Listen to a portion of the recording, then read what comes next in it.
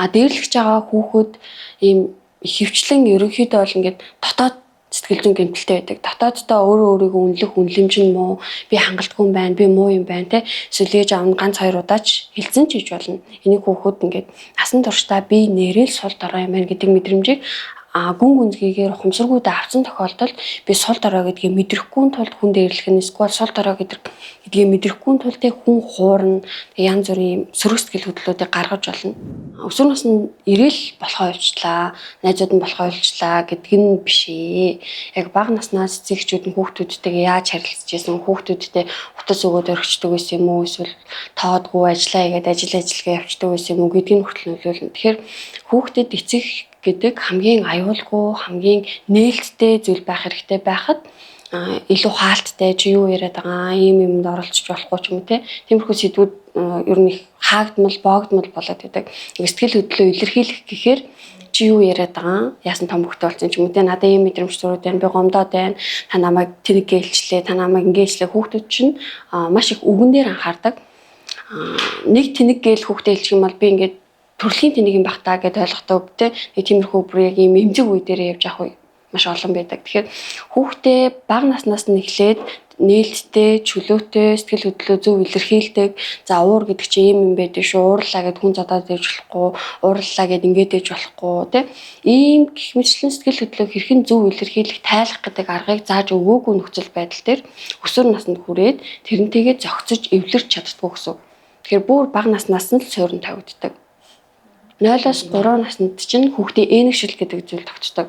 Нөгөө суур сэтгэл зүйн байдал гэсэн үг байхгүй юу? Яг ямар хуу зам төлөвтэй, ямар зүйл байх юм гэдэг нь энэгшил ч өөрөө 4 төрөл байдаг. За аюулгүй энэгшил би чамаа ингээд ямар ч нөхцөлгүйгээр байгаагаар чи хайрлнаа. Тэ аюулгүй энэгшилтэй сэтгэл хөдлөлөө ингээд зөв илэрхийлж, тайлж тэрийг ингээд ийм зөв механизмд оруулж чаддаг бол за нөгөө 3 энэгшилт бол жоохон гэмтэлтэй энэгшилтүүд байдаг. Нэг нь зайлс хийсэн. Эцэгчүүд нь хүүхдээ хайрлахаас илүүтэйгээр байнга зайлс хийдэг, орхиж явдаг, тэ илүү юм холоос хайрладаг эцэгч нар. За нөгөөх нь төгшүүртэй энэгшил буюу гэр бүлийн хэрүүл маргаан, зөрчилдөөн, үл ойлголцол гэх мэтчлэн зүйлсээс болоод хүүхэд байнгын төгшүүр мэдэрснээр төгшүүртэй энэгшилтэй болдог. Нөгөөх нь дөрөвдүгээр нь замбраагүй энэгшилт буюу яг ээж аав нь сэтгцийн эмгэгтэй тохиолдолд нэг хайрлал нэг миний охин гэж хайрлалж байсан. Миний хамгийн нандин эрдэнэ гэл эсвэл нөгөө талаараас би чамайг үзээд чи миний охин биш, чи миний хүү биш гэх мэтлийн замбраагүй энэгшил бий болдог. Энэ 3 дээр хүүхэд сэтгэл хөдлөлөө удирдах чадвар маш сул байдаг. Тэгээ энэ дээр хүүхдийн онцлог бий болдог. Эндээс эхлээд цаашдын хүүхэд сэтгэл хөдлөлөө яаж удирдах уу, ямар нэг асуудалд яаж хандах уу гэдгийг суурь нь бий болж байдаг гэсэн. Ээж нь аав нь насран хамгаалагч нь ямар байх нь уу гэдгээс хамаарат хүүхдийн сэтгэл зүй бий болдог гэсэн. Хамгийн анхдагч нөгөө хүүхдийг сэтгэл зүйд нийгэмд бэлтэж байгаа хүмүүс чинь ер нь гэр бүл насран хамгаалагч нь л байдаг. Тодорхой хэмжээнд гормоны өөрчлөлт өсвөр насны дээр өөрчлөлт гарна л та.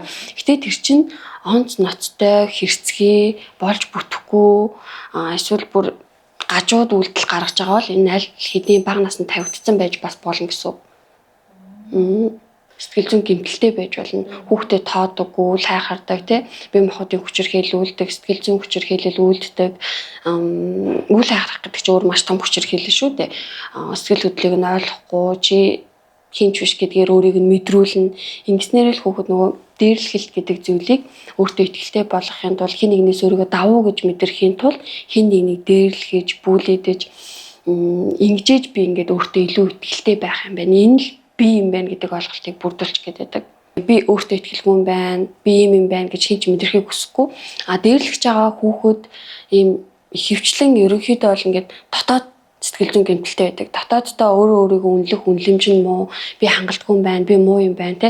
Эсвэл ээж аав нь ганц хоёр удаач хэлсэн ч гэж болно. Энийг хүүхэд ингээд насан туршдаа би нэрэл сул дорой юм байна гэдэг мэдрэмжийг гүн гүнзгийгээр ухамсаргүйдээ авсан тохиолдолд би сул дорой гэдгийг мэдрэхгүй тулд хүн дээрлэх нь эсвэл сул дорой гэдгийг мэдрэхгүй тулд хүн хуурна янз бүрийн сөрөг сэтгэл хөдлөлүүдийг гаргаж болно. Тэгээ зүгээр ч илэрхийлж гаргаж байгаа хүүхдүүд байгаа.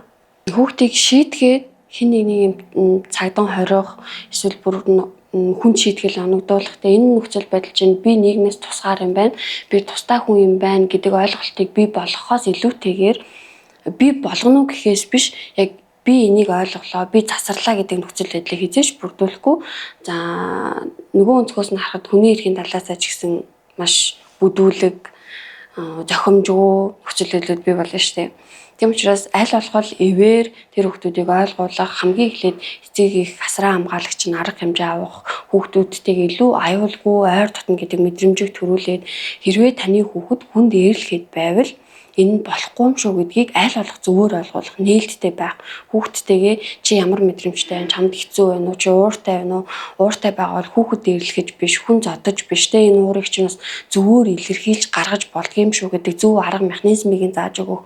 Хүн дэрлэхүүлээд байвал эн чинь ичмэр зүйл, чи хүн дэрлэхүүлээд байгаа мó гэж хүүхдүүд рүүгээ уурлахаас илүүтэйгээр зарим хүмүүс чи хүн дэрлэхүүлээд байгаа мó, чи одоо надад шууд зодоод ч юм уу те, чи яахлаараа дэрлэхүүлдэг, дэрлэхүүлж болохгүй гэдэг нөхцөл байдлаас биш, энэ чиний өөрийн чинь те эрхэм нандин зүйл юм аа. Чамд хинч гар хурж болохгүй, энэ бол чиний эрх чөлөө, чи хинч ийм тусгаар байх хэрэгтэй гэдгийг ойлгуулах, чамайг хамгаалах хууль хүчний байгууллага, асраа хамгаалагч, сургууль те захиргаа юу гэдгийг тэр болгон чинь байгаа шүү, тэр болгон чиний талд байд юм шүү гэдгийг мэдрүүлэх. Тэгээд сошиалор тараад байгаа дээрлэхэлд аль алинд нь л насан туршийн ийм хар бараа нөхцөл байдлыг бүрдүүлнэ. Дээрлэгч байгаа нь ч тэр, дээрлэхүүлж байгаа нь ч тэр. Насан туршдаа тэр бичлэг цацагцаар байх болно, байсаар л байх болно, хин нэг нь нуугаад аваад үлдсэн ч байна те. Тэгэхээс илүүтэйгээр одоо энэ хэрэг ингээд задарсан ч гэсэн ер нь эцэг эхчүүд нь ингээд сошиалд тавь ингэдэг гэхээс илүүтэйгээр хүүхдийн эрхийг хамгаалаад илүү тэр хандах ёстой газарт нь хууль хүчний байгууллага те нууцлах ёстой бол нууцлаад тэгээд явах хэрэгтэй болоо гэж бодож байна. Аль болох зөв эерэг арга хэмжээнээс наваад. Тэгэхгүй бол сошиалоор тэр бичлэгийг яваал энэ тэр хүүхдээ өөртөө итгэл ирээдүйд ажилд ороод ч гэсэн хин нэгэн бусад хүмүүс тэр хүнтэй харилцаа тий бусад хүмүүсийн өмнөөс намайг тийг харсан байгаа даа, ингэсэн байгаа даа гэдэг ийм айц төгшүүр тэр хүн насан туршид нь л явагдана гэсэн. Дэлгүүлж байгаа хүүхэд хөвчлэн нөгөө эцэгхийн зүгээс авах арга хэмжээ яг юу вэ гэхээр миний хүүхд дэлгүүлээд байна, ингээд байна гэж байгаа бол дээрлэхүүлж юм шиг энэ жоо өөртөө итгэлгүй байх юм уу те хин нэгэн дээрлэхүүлжгүүдээ гэж айж байгаа бол нэгдүгээр нөгөө чиний үнэт зүйл чинь энэ юм шүү, чи бусдаас эрхэм юм шүү, чи үн цэнтэй юм шүү, чи бол хамгийн нандин эрхэм охин хүү маань юм шүү гэдэг мэдрэмжийг нэгдүгээрт олгох хэрэгтэй. Хоёрдугаар хичнээн эрхлүүлээд нөгөө хайрлах хэрэгтэй, халамжлах хэрэгтэй, энэ хүний анхдагч хэрэгцээ гэж байгаа боловч тодорхой хэмжээнд сахилга бат гэдэг зүйлийг тэр хүүхдэд зөвөр ойлгуулдаг байх хэрэгтэй.